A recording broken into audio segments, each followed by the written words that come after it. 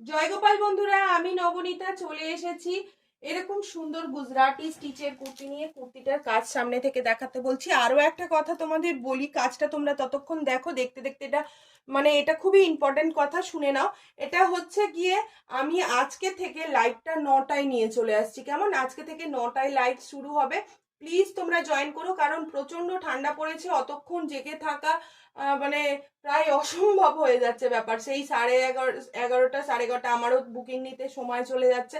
তো যাই হোক, 9টা থেকে লাইভে আসছি। তোমরা প্রত্যেকের সাথে থেকো, আশা করি তোমাদেরও সুবিধা হবে। এই চলে যাচ্ছে কালারগুলো শুধু দেখে নাও। আর এটা রয়েছে ধনেখালি তাঁতের উপরে, বর্ডারটা দেখাও। এটা কিন্তু প্রপার ধনেখালি তাঁতের উপরে যাচ্ছে।